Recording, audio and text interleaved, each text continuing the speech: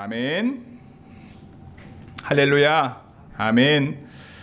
다시 오실 주님이 저와 여러분들의 구원주로 오심을 우리가 믿음으로 고백하며 그분을 맞이할 준비를 저와 여러분들의 삶을 통해서 늘 할 수 있게 되기를 간절히 소망합니다. 아멘. 오늘은요, 천사 가브리엘이 전한 소식이라는 제목의 말씀을 가지고 하나님의 은혜를 나누고자 합니다. 한 주일 동안 우리가 외울 말씀, 묵상 말씀 37절 말씀입니다. 우리 함께 다시 한번 고백합니다. 봉독합니다. 시작. 대저 하나님의 모든 말씀은 능하지 못하심이 없느니라. 아멘. 강준민 목사님 여러 번 한 번 정도는 들어보셨을 겁니다. 그 목사님께서 다시 일어서는 지혜라고 하는 제목으로 신문에 칼럼을 쓰신 적이 있습니다. 그 내용을 제가 읽다가 되게 많이 마음에 와닿아서 함께 나누기를 원하는데요. 다시 일어설 줄 아는 사람은 지혜로운 사람이다. 쓰러지는 것이 문제가 아니라 다시 일어서지 않는 것이 문제다. 위대한 인물은 한 번도 쓰러져 본 적이 없는 사람이 아니다. 멜빌은 쓰러져 본 적이 없는 사람은 절대로 위대한 인물이 될 수 없다고 말했다. 위대한 인물의 공통점은 보통 사람보다 더 많이 쓰러지는 중에 다시 일어섰다는 것이다. 쓰러지는 것은 고통스러운 경험이다. 그러나 쓰러지는 경험을 잘 활용하면 쓰러지기 전보다 더 큰 지혜를 얻을 수 있다. 더욱 강한 힘을 얻을 수 있다. 쓰러졌다가 다시 일어나는 중에 강한 의지력이 생긴다. 쓰러지는 것을 두려워하지 말라. 쓰러지는 것보다 다시 일어서지 못하는 것을 두려워하라. 다시 일어선다는 것은 실패를 딛고 일어서는 것이다. 넘어지는 것이 문제가 아니라 넘어진 채로 머물러 있는 것이 문제다. 다시 일어선다는 것은 새로운 가능성에 도전을 하는 것을 의미한다. 하나의 문이 닫히면 또 다른 문이 열리는 법이다. 새로운 가능성은 언제나 열려있다. 기회는 단 한 번만 있는 것이 아니다.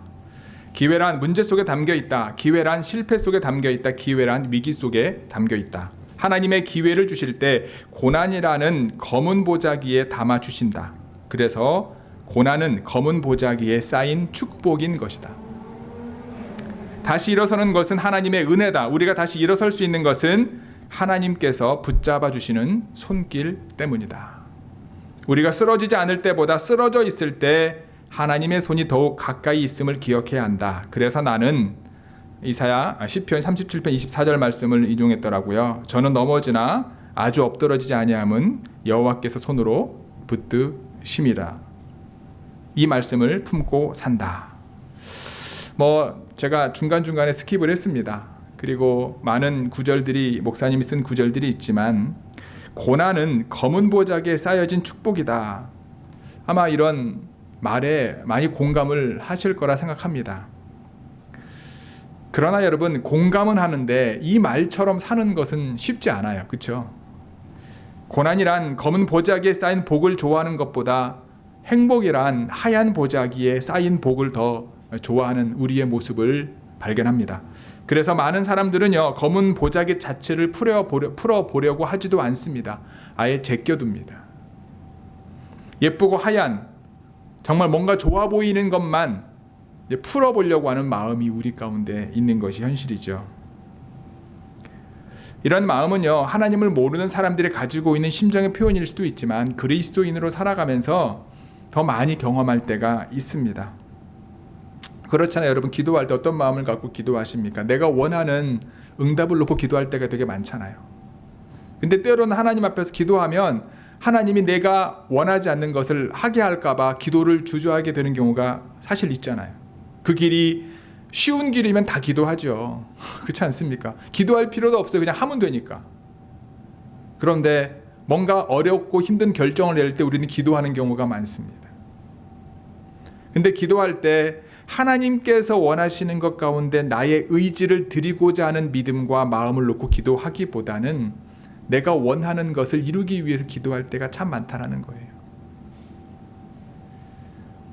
저도 우리 아이들에게 또는 믿음의 신앙의 후배들에게 그런 말을 합니다. 넘어지는 것 때문에 두려워하지 말라고 얘기합니다. 내가 힘들고 어렵고 내 마음이 곤하고 내가 정말 신앙적으로 너무너무 힘들다라고 말하시는 분들에게 저는 그분들의 격려를 할 때가 있고 그 얘기를 들을 때마다 기도를 열심히 제가 도와줍니다. 왜냐? 그 고난이 하나님이 주시는 축복의 통로가 되기 때문에. 때로는 옆에 있는 것만으로도 힘이 될 때도 있지만 그것이 무엇인지 모르는 상황 가운데서는 그렇게 이야기해 주는 경우가 분명히 있다. 하나님이 우리의 삶 가운데 주어주는 모든 상황 가운데 늘 회복과 하나님의 은혜를 주기를 원하심을 잊지 않는 저와 여러분들이 되기를 간절히 소망합니다. 그리스도인들이, 하나님을 믿는 백성들이 왜 검은 보자기와 같은 것들을 풀어 헤치고 싶어 하지 않을까? 고난받는 것을 두려워할까? 좋아하지 않을까? 늘 하나님의 복과 은혜와 환한 곳에서 무엇인가를 누르기를 원할까? 이것은요, 하나님의 은혜에 대한 기준이 하나님이 원하시고 하나님이 보시는 관점하고 다르기 때문에 그렇습니다. 하나님의 특별한 은혜를 받았던 마리아가 오늘 본문에 보면 천사 가브리엘이 드렸던 소식이 어떻게 하나님의 은혜로 이게 바뀔 수밖에 없는 상황인지에 대해서 오늘 말씀을 통해서 다시 한번 알아보기를 원하고요. 나는 어떤 기준을 가지고 하나님의 은혜를 소망했는지, 내가 소망하고 바라고 기도하는 하나님의 은혜는 무엇이었는지, 하나님이 원하시는 것과 내가 원하는 것과 어떻게 다른지를 오늘 본문 말씀을 통해 함께 나누기를 소원합니다. 천사 가브리엘이 처음 전한 소식은 무엇이었죠? 은혜를 받은 자여 평안할지어다. 은혜를 받은 자여 평안할지어다. 우리 28절 함께 읽겠습니다. 시작. 그에게 들어가 이르되 은혜를 받은 자여 평안할지어다. 주께서 너와 함께 하시도다 하니. 아멘. 오늘 주님께서 저와 여러분들에게 동일하게 말씀하십니다. 은혜를 받은 자여 평안할지어다. 주께서 너희와 함께 계시리로다. 아멘. 하나님께서 우리와 함께 계시는 것을 경험할 때 우리는 참된 평안을 누릴 수 있습니다. 아무런 문제가 없을 때 평안을 누릴 수 있는 게 아니고요. 하나님이 나와 동행하는 것, 하나님이 나와 함께 하는 것을 경험할 때 참된 평안을 누릴 수 있다라는 거예요. 우리는 하나님의 은혜를 소망합니다. 그런데 우리가 소망하는 하나님의 은혜의 기준이 나의 삶과 나의 경험에 의해서 생각할 때가 너무 많습니다. 즉, 내 느낌으로 어떤 좋은 느낌을 느끼게 되면 하나님의 은혜를 경험한 것 같고, 그런 느낌을 우리가 느끼지 못하게 되면 하나님의 은혜를 경험하지 못한 것 같다고 느껴질 때가 많다라는 거예요. 아닌가요? 그렇잖아요. 좋은 교회 성도 여러분, 하나님의 은혜의 기준은 여러분 나의 느낌과 감정이 아니라 하나님께서 함께 하시느냐 그렇지 않느냐에 있음을 잊지 마시기 바랍니다. 내 느낌이 좋을 때만 하나님이 나와 함께 계시나요? 아니잖아요. 마리아는 이 말을 듣고 몹시 놀랍니다. 그런데 도대체 이게 무슨 말일까? 가브리엘 천사의 방문을 받은 마리아가 뼛속까지 깊이 놀랐던 이유는요, 그가 천사를 보았기 때문이기도 하지만 천사가 전한 말 때문입니다. 은혜를 받은 자의 평안할지어다. 주께서 너와 함께 계시리로다. 여러분, 이스라엘 백성들이 서로 주고받는 대화 중에 가장 많이 하는 인사말이 뭐죠? 임마누엘이 아니잖아요. 샬롬이잖아요. 하나님의 평강이 함께 할지어다.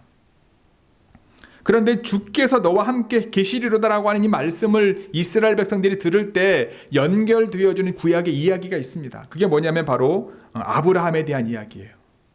아브라함이 75살에 하나님이 그를 부르셔서 본토 친척 아비 집을 떠나게 하시지 않습니까? 그리고 99살에 하나님이 나타나셔서 뭐라고 말씀합니까? 아이를 주겠다. 그렇죠? 그러고 난 다음 100세에 아브라함이 100세에 그리고 사라가 90세에 아이를 낳게 되지 않습니까? 하나님께서 아브라함에게 본토 친척 아비 집을 떠난 이후에 너를 통해 큰 민족을 이루고 번성하게 하실 것이라 약속의 말씀을 주시고 난 다음에 아들을 낳고 난 다음에 그와 했던 약속의 말씀이 뭐냐? 바로 내가 너와 함께 있을 것이다. 내가 너를 떠나지 않을 것이다. 버리지 않을 것이다. 아브라함에게 같은 약속의 말씀이 모세에게도 주어지고요. 여호수아에게도 주어지고요. 여호수아를 통해서 이스라엘 백성들에게 전달되어지는 것이 뭐냐? 하나님께서 내가 너와 함께할, 내가 너를 떠나지 않을 것이다. 이 말씀이 연결될 수밖에 없는 거죠. 가브리엘 천사를 통해서 마리아에게 들려주신 주께서 너와 함께 하시도다라고 하는 건요, 단순한 인사말이 아니라 하나님께서 마리아를 통해서 이루시기를 원하는 일이 있다라는 거예요. 그것을 알고 있던 마리아가 놀랄 수밖에 없는 거지요. 자신을 아니까. 내가 누구인지를 아는데. 갑자기 지금 여러분들 상황 가운데 하나님이 꿈속에 나타나셔서 천사가 나타나가지고 하나님이 이와 같은 말씀을 여러분들에게 주시면 어떻게 할까? 예, 하나님, 주님의 일을 하겠습니다. 주님, 제가 여기 있습니다. 저를 보내십시오. 선지자들의 어떤 고백과 같이 그렇게 할 수 있을까요? 여러분, 쉽지 않습니다.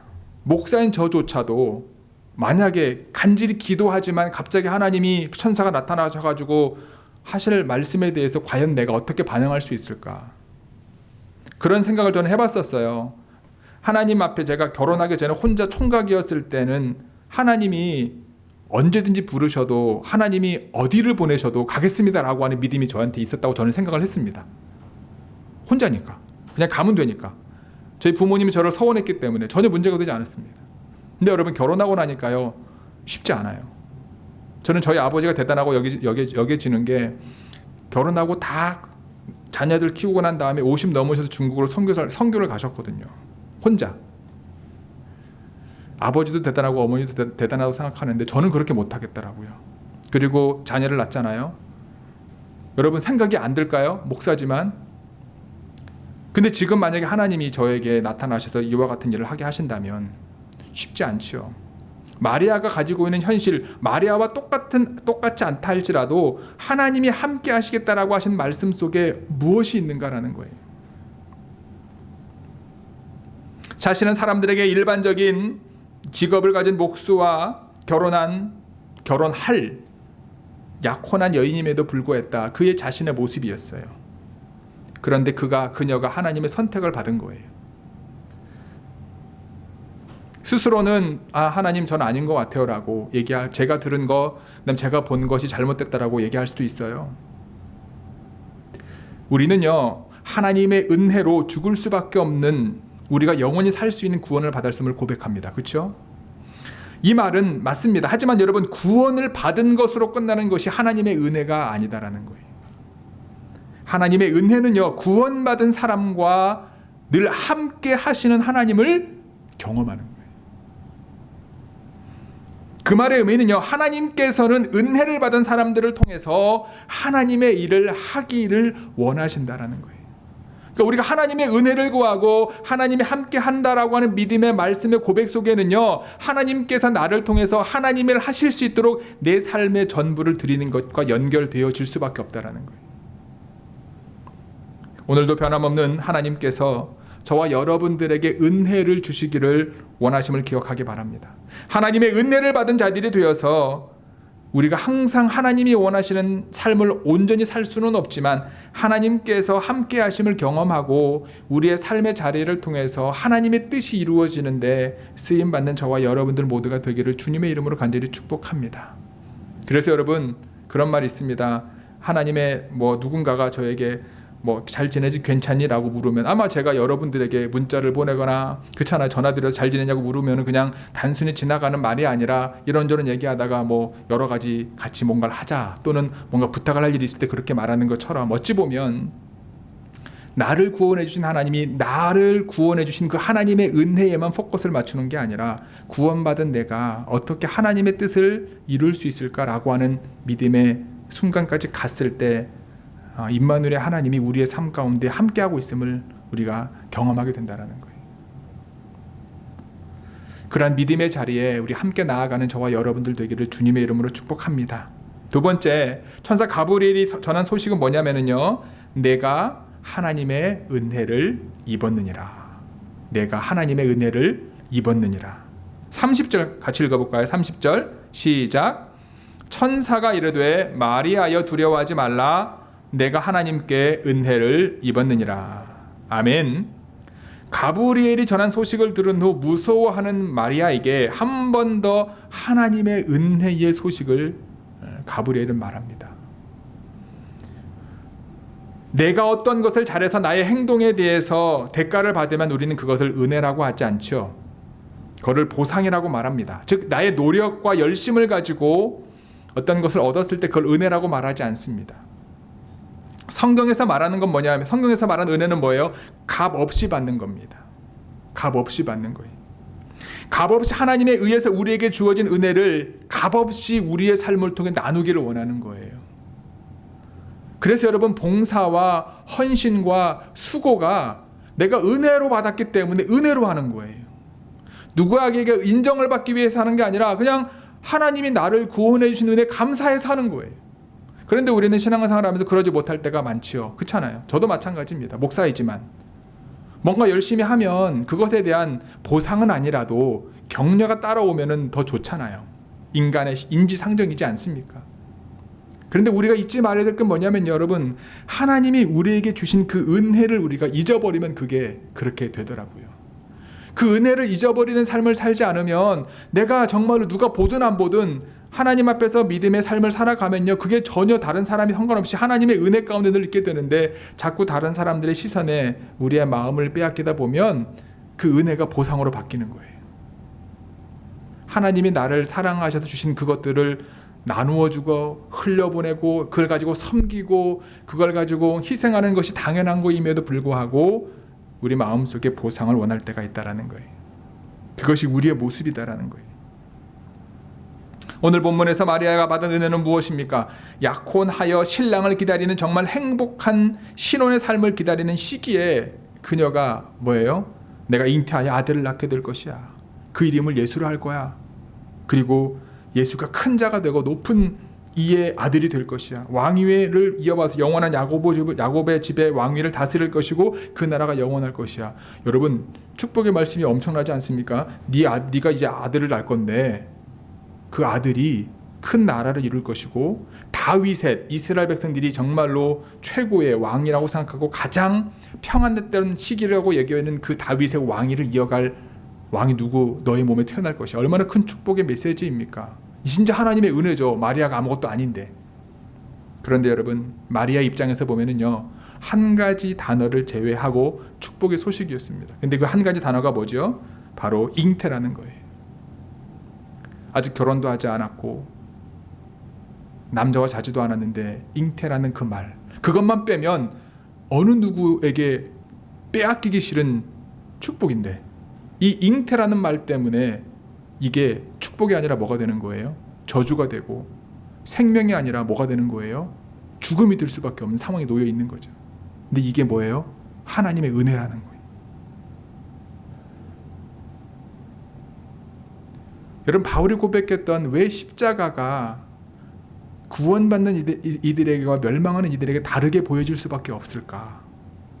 하나님의 은혜라고 하는 것 속에서 우리는 좋은 것만 바라보고 늘 하나님의 은혜를 소망하고 바라보고 있는데, 그 하나님의 은혜가 가지고 오는 우리의 삶의 믿음의 고백은 남겨둔 채 내가 무엇을 바라고 소망하고만 있는 우리의 모습을 발견할 때가 너무나 많다라는 거예요. 잉태라는 말은 제껴두고 내 몸에서 날 아들이 받게 될 놀라운 축복과 은혜만 바라볼 때가 너무나 많은 거예요. 하나님의 은혜는요, 여러분, 그것을 받아들이는 사람에게든지 그것을 거부하는 사람에게든지 모든 자에게 베풀어 주십니다. 하지만 하나님의 은혜를 경험하기 위해 필요한 게 뭐냐면 바로 믿음이라는 거예요. 믿음은 다른 말로 말하면 하나님이 베풀어 주신 그 은혜에 대한 사람의 고백인 거죠. 하나님의 은혜를 받아들이지 않는 사람에게는요, 하나님의 은혜가 여러분 효력이 없습니다. 효과가 없어요. 아무리 큰 은혜를 부어줘도요, 그것이 하나님의 은혜일 수가 없는 거예요. 믿음이 없는 사람들에게는.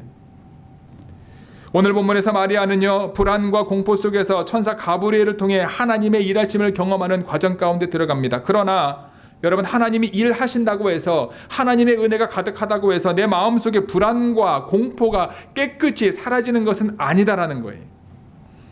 그 구원 사역에 동참할 수 있는 것은 무엇입니까? 하나님이 하시는 것에 대한 믿음 때문이다라는 거예요. 믿음이 없으면 여러분, 불안과 공포 때문에 하나님의 은혜를 우리가 믿음으로 취하지도 못하고요, 그 은혜를 경험하지도 못하는 거예요. 믿음을 가지고 그 자리에 동참했기 때문에 이 가브리엘의 소식이 누구에게? 마리아에게 뭐가 된 거예요? 하나님의 은혜가 되었다는 우리는 너무나 쉽게 마리아는 예수님을 잉태하고 낳았으니 정말 행복한 여인이야 라고 말할 수 있어요. 하나님의 복과 은혜를 받은 사람이야 라고 우리는 누구나 말할 수 있고 그렇게 불려지고 있지 않습니까? 그렇죠? 요셉과 마리아. 그러나 마리아의 이 은혜라는 단어 뒤에 그녀는 자신의 삶 전체를 걸었던 하나님을 향한 고백과 믿음이 있었다라고 하는 것을 우리는 잊어버릴 때가 많다라는 거예요.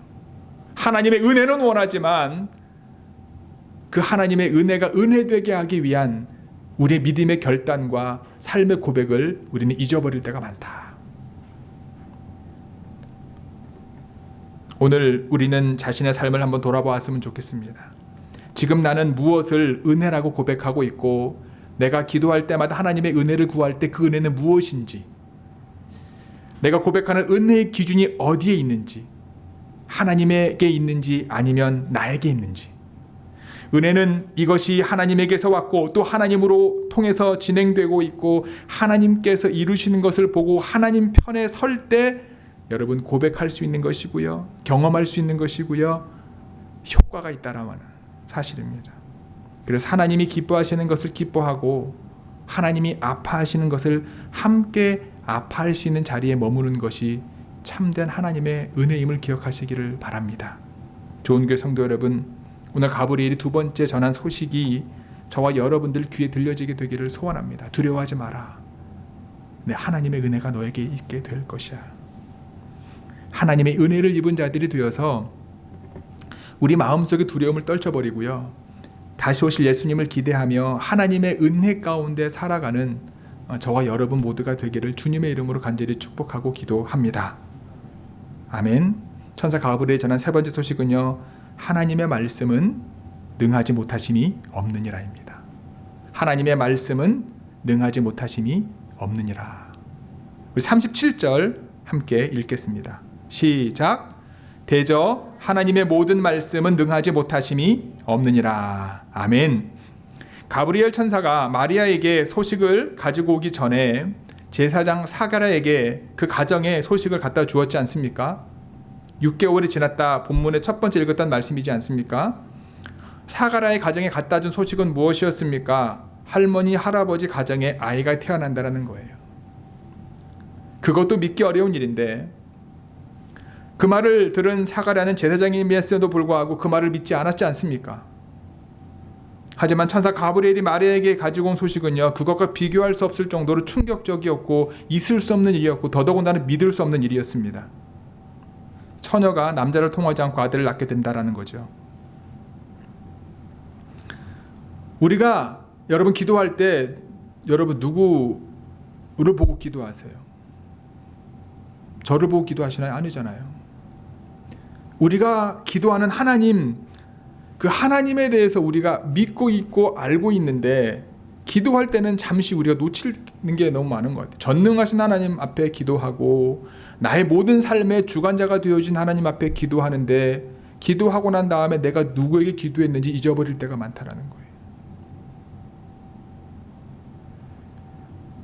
우리의 생각과 우리의 경험으로 하나님을 바라보고 내가 원하는 무엇인가를 얻기 위해서 기도할 때가 너무나 많다라는 거예요. 정말로 하나님이 전능하신 분이라고 믿습니까? 정말로 하나님이 우리의 삶의 모든 것들을 주관하시는 분이라고 믿습니까? 정말로 하나님이 내 삶 가운데 가장 좋은 것을 주시는 것이라고 여러분 정말로 믿습니까? 그분 앞에 기도하고 계십니까? 그러면 지금 여러분 느끼고 경험하는 모든 것들이 하나님이 저와 여러분들을 사랑하셔서 주신 최고의 상황임을 여러분 잊지 마시기 바랍니다. 내가 감당하기 어렵기 때문에, 힘들고 어렵기 때문에 이건 하나님이 주신 게 아닐 거야 라고 생각할 수도 있고요, 도저히 내가 이해가 되지 않기 때문에 이건 하나님이 주신 게 아닐 거야 라고 생각할 수도 있어요. 근데 여러분 그렇게 자꾸 생각하다 보면은요, 하나님의 지혜를 우리가 잊어버릴 때가 많습니다. 하나님을 나의 지혜와 내 경험에 가두게 될 때가 많다라는 거예요. 정말로 전능하신 하나님을 믿는다면 여러분 그게 우리 믿음으로 보여지는 거예요. 마리아에게 찾아왔던 가브리엘 천사는요, 그와 정원한 요셉에게 찾아갑니다. 그리고 마리아에게 잉태된 분이 성령이라고 분명히 말합니다. 뿐만 아니라 여러분 하나님께서 천사들을 통하여 그 당시에 유대인들을 호적하게 만듭니다. 여러 가지 상황을 하나님이 만들어 놓으신 거예요. 마리아에게만 나타나신 것이 아니라 요셉에게 나타나서 둘이 정원을 계속 이어갈 수 있게 할 뿐만 아니라 호적을 하게 해서 그 마을이 아닌 예루살렘으로 다 모이게 해서 이 아이가 태어날 때 주변 사람들로부터 비난을 받지 않게 하나님이 다 예비를 시켜 놓았다라는 거예요. 마리아가 그 얘기만 들었을 때는 이 상황을 몰랐겠죠. 근데 믿음으로 받아들였더니 하나님께서 사람들과 상황을 움직여서 하나님의 구원의 계획을 이루어 가시는 것을 우리는 기억합니다. 그걸 놓칠 때가 많다라는 거예요. 믿음을 가지고 신앙생활 하다 보면 여러분, 내 삶 가운데 항상 좋은 일만 일어납니까? 아니죠. 신앙생활을 잘하는 사람이 하나님의 뜻대로 산다고 해서 두렵고 떨리는 일들이 일어나지 않으라는 법이 없죠. 믿지 않는 사람들은 알지도 못하고 깨닫지도 못하는 각자에게 주어진 십자가와 그 십자가를 붙잡고 스트러글링하는 그 마음이 우리 가운데 있잖아요. 근데 그것이 헛된 것이 아니다라는 거예요.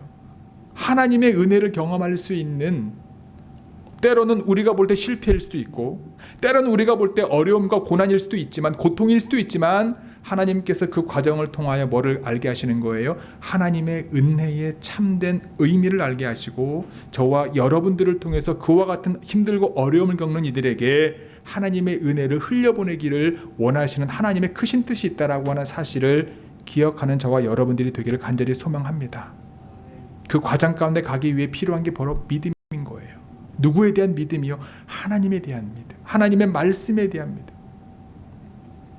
마리아는 놀라 어찌 이런 일이 가능하겠습니까? 못하겠다는 것이 아니라 어떻게 가능하냐고 묻습니다.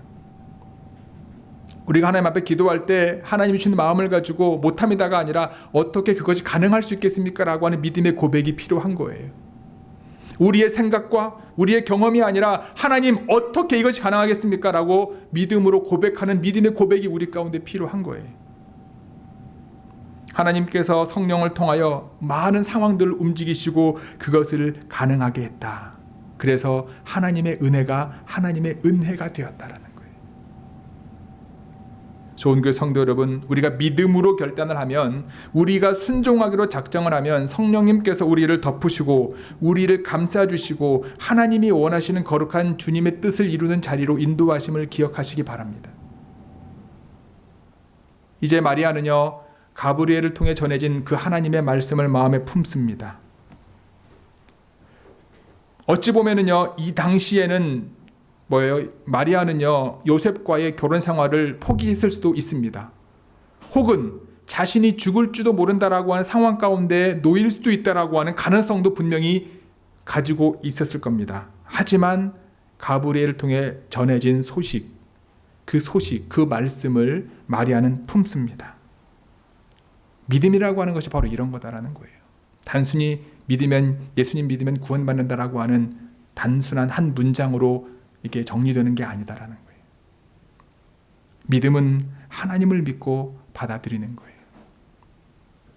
말씀을 우리가 지키고 말씀이 우리를 이끌고 말씀이 이루어낸 삶, 그 삶에 우리를 초청하시는 하나님의 부르심에 우리의 삶의 전체를 들여 믿음으로 응답하는 거예요.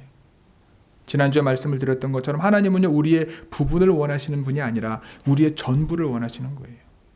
우리가 전부를 드릴 때 하나님은 또 다른 전부를 우리에게 주시고 그 모든 과정을 통해서 하나님의 뜻을 이루신다라는 거예요. 하나님은 마리아 때문에, 마리아를 통해서 사람들을 바꾸셨고 환경을 바꾸셨습니다. 요셉의 마음을 다스리셨고 로마 제국의 황제의 마음을 주관하셔서 여러 가지 상황을 만들어 놓으셨습니다. 하나님은 하나님의 모든 존귀함과 거룩함을 포기하고 사람에게 내려오셨어요. 마리아는 자신의 삶을 포기하고 그 하나님의 말씀을 받아들입니다. 그래서 하늘에는 영광이요 땅에는 평화라고 하는 놀라운 구원의 시작이 열리게 되었다라고 하는 사실입니다. 하나님께서는 아들 예수님의 피와 생명까지 모두 비우시고 포기하셨지만 하나님께 영광과 구원의 역사를 이루어진 것은 마리아의 삶과 그의 믿음을 통해서 하나님의 말씀을 받아들였기 때문임을 기억하시기 바랍니다. 우리에게 들려지는 소식은, 우리에게 들려지는 하나님의 은혜는 내가 정말로 듣기를 원하고 내가 정말 이루기를 원하시는 것이 아닐 때도 분명히 있습니다. 하지만 저와 여러분들 마음속에, 저와 여러분들 삶 가운데 하나님이 주신 그 믿음이 있어서 그 믿음을 가지고 때로는 이해가 되지 않은 그 상황과 그 말씀을 붙잡고 하나님 앞에 나아갈 수 있는 저와 여러분들이 되기를 주님의 이름으로 간절히 축복합니다. 이 하나님의 말씀에 대한 마리아의 순종을 통해서 하나님께는 영광이 되었고 이 땅에는 평화를 이루었던 놀라운 구원의 은혜가 이루어졌던 것처럼 저와 여러분들의 말씀에 대한 순종을 통하여 우리의 삶의 자리를 통하여 하나님의 영광이 드러나고 그리고 이 땅에 평화가 흘러갈 수 있는 좋은 교회 모든 성도 여러분들이 되었으면 참 좋겠습니다. 전능하신 하나님께서 하나님의 뜻을 이루기 위한 소식이 저와 여러분들의 귀에, 저와 여러분들의 심령에 늘 들려지기를 소원하고요. 그 소식을, 그 뜻을, 그 말씀을 믿음으로 받아들여서 정말 주님이 다시 오실 때 주님 앞에 나아가 하나님이 원하시는 거룩함을 이루었다라고 그러니까 믿음으로 고백하고 주님을 맞이할 수 있는 저와 여러분 모두가 되기를 주님의 이름으로 간절히 축복합니다. 아멘. 기도하시겠습니다. 우리 시간 기도할 때 하나님의 은혜가 내 입장에서 내 관점에서 내가 원하는 것을 받는 것이 아니라 하나님의 은혜가 되기 위해서 마리아와 같은 믿음과 순종이 우리 가운데 필요함을 다시 한번 깨닫습니다. 하나님, 다시 한번 저희들 마음속에 참된 하나님의 은혜가 되어질 수 있도록 주님 믿음을 주시고 주님의 마음을 주셔서 전능하신 하나님 그 말씀을 믿고 결단하며 순종하여 이 땅에는 평화가 하나님께는 영광이 되는 삶을 살아가는 우리 좋은 교회와 여러분 한 사람 한 사람과 우리 가정이 되게 하여 주옵소서. 우리 간절히 기도하며 결단하며 나아가기를 원합니다. 함께 기도하시겠습니다. 아버지 하나님 감사합니다. 오늘도 저희들을 지켜주시고 보호해주시고 하나님의 말씀 가운데 불러주심을 감사합니다. 주님, 이 시간 가브리엘이 전한 그 소식이 하나님 마리아에게 아버지 하나님 복된 소식이요 좋은 소식이요 하나님의 은혜를 받은 자가 받게 될 놀라운 아버지 하나님 소식이었습니다. 하지만 그것이 하나님의 좋은 소식, 하나님의 은혜가 될 수 있었던 것은 마리아의 믿음과 그의 고백과 그의 순종임을 기억합니다. 하나님, 우리가 원하는 하나님의 은혜를 소망하지만 하나님의 은혜는 우리에게 아버지 하나님 희생과 때로는 아버지 하나님 결단이 요구될 때 우리가 그걸 주저하거나 좌절하지 않고 하나님의 은혜를 소망하며 믿음 가운데 나가는 저희들 되게 하여 주시옵소서. 하나님 평안을 전하는 주님의 어떤 소식에 믿음으로 받아들이게 도와주시고 하나님의 은혜를 받은 자로서 두려워하지 않고 하나님이 원하신 거룩함을 이루어가는 저희들 되어질 수 있도록 주님 함께하여 주시고 역사해 주시고 인도하여 주시옵소서. 하나님, 우리가 기도하고 우리에게 은혜를 주시는 분은 전능하신 하나님이시기에 그 하나님의 말씀을 붙잡고 하나님이 원하시는 거룩함 가운데 나가는 저희들 모두 되어질수록 주님 역사해 주시고 아버지 하나님 인도하여 주시옵소서. 주님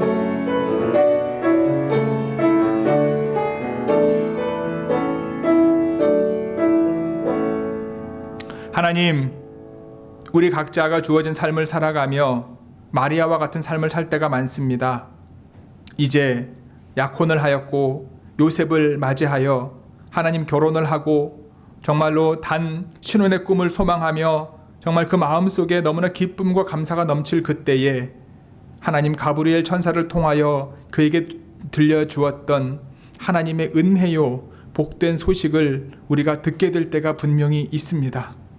내가 원하는 하나님의 은혜는 이게 아닌데, 내가 바라는 응답은 이게 아닌데 가브리엘 천사와 같이 우리 가운데 오셔서 우리에게 하나님의 은혜를 말씀하시고자 할 때가 분명히 있습니다. 네, 주님, 솔직한 마음으로 잉태라는 말을 빼고 나머지 모든 축복과 은혜는 받기를 원합니다. 하지만 마리아가 자신의 모든 것들을 내려놓고 심지어 아버지 하나님 앞에 자신의 모든 것들을 내려놓고 죽을지도 모르는 믿음의 결단을 했던 것들을 통하여 이 땅에 구원이 이루어졌던 것을 기억하며 하나님, 저희 믿음의 좋은 교회 지체들이 하나님의 교회 안에 하나 되게 하셨사오니 각자에게 주신 아버지 하나님 뜻과 소원과 목적을 하나님의 뜻을 이루는데 하나 되는데 쓰임받는 저희들 모두 되게 하여 주옵소서.